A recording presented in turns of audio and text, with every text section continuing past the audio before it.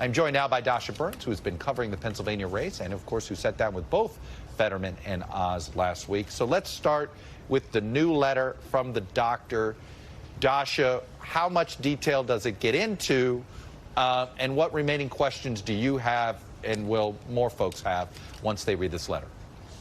Well, look, as you mentioned, this letter came after our interview with Fetterman we aired last week, where we pressed him for his medical records, and after editorials from the likes of the Washington Post, the New York Times, the Pittsburgh Post-Gazette that also pressed for his medical records. And look, this is a step toward transparency. This is a letter from his primary care provider. It talks about his blood pressure, his cholesterol levels, all saying that he has normal vitals, essentially, and talked about, as you mentioned, that he spoke intelligently without cognitive deficits, but said that he continues to exhibit symptoms of an auditory processing disorder.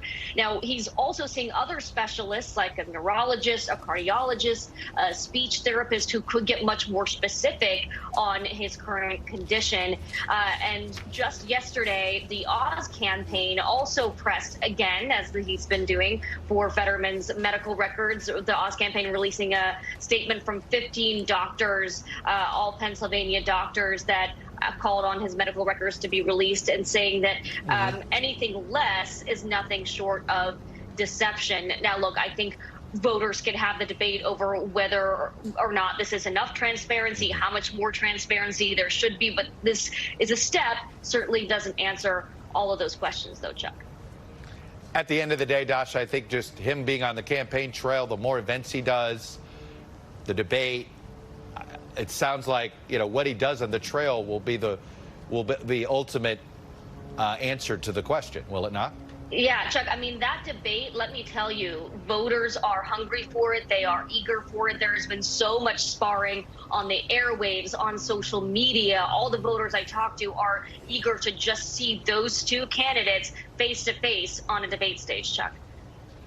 Dasha, are you seeing any evidence? Is Fetterman doing more events now? He's had a pretty steady cadence of events. He's been rallying across counties. He's been spending a little bit more time in the eastern part of the state, where people aren't as familiar with him as they are in Pittsburgh, where he has his hometown of Braddock. So he's certainly been out there, and that's the case he's making. He's made it to us in the interview last week. Look, I'm out there. Voters can see for themselves, and they can judge for themselves on how I'm doing. Chuck? All right. Dasha Burns, who is our correspondent on all things Pennsylvania these days. Dasha, thank you. And speaking of Pennsylvania, that's our next stop. We're going to be live in Pennsylvania for Meet the Press Now, the day after that key debate between Oz and Fetterman. So we'll be speaking to you then for sure. Dasha, that's for sure. Thanks for watching our YouTube channel. Follow today's top stories and breaking news by downloading the NBC News app.